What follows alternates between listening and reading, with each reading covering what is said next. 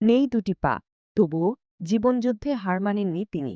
অদম্য ইচ্ছাশক্তি, আত্মবিশ্বাস আর কঠোর পরিশ্রমকে সঙ্গী করে প্রতিদিনই লড়ে যাচ্ছেন পিরোজপুরের নেসারাবাদ উপজেলার কৌরিখাড়া গ্রামের আব্দুল হাকিম ও রাবেয়া দম্পতির বড় ছেলে মজনু মিয়া।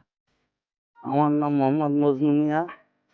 আমার বাড়ি কৌরিখাড়া, পোস্ট থানা নেসারাবাদ, পিরোজপুর। শারীরিক অক্ষমতা তাকে দমাতে পারেনি, তাই তো হৃদয়ের আলোতে, আত্মমর্যাদার শক্তিতে পরিবারের সবার দায়িত্ব নিজের কাঁধে তুলে নিয়ে সংগ্রাম করে চলেছেন প্রতিদিন। দারিদ্র্যের কারণে ছোটবেলায় পড়াশোনার সুযোগ হয়নি তার। যে বয়সে মানুষ খেলাধুলা করে, সেই বয়সে তাকে মুখোমুখি হতে হয় নির্মম বাস্তবতার। পরিবারের পাশে দাঁড়াতে ছোটবেলা থেকেই কাজ করতে হয়েছিল বিভিন্ন কারখানায়।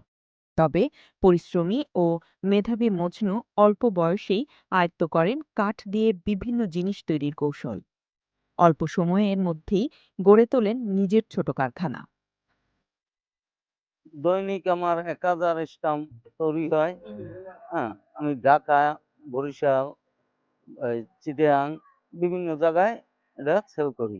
কিন্তু ২০০৩ সালের দিকে তার জীবনে নামে এক ভয়াল অধ্যায়।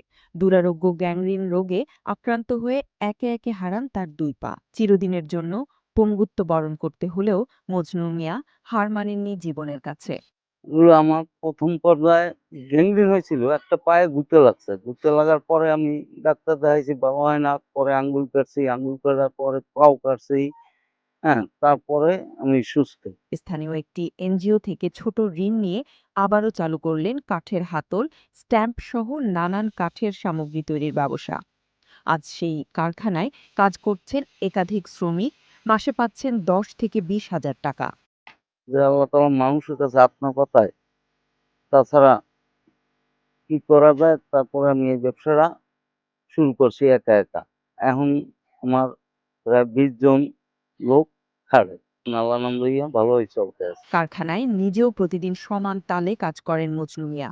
তার সার্বক্ষণিক সঙ্গী একটি ব্যাটারি চালিত অটোরিকশা, যেটি তার চলার পথের সঙ্গী। প্রবল ইচ্ছাশক্তি আর পরিশ্রম থাকলে জীবনের কোনো বাধাই যেন বাধা নয়। মজনু মিয়াই তার বাস্তব উদাহরণ। Z news, Dhaka.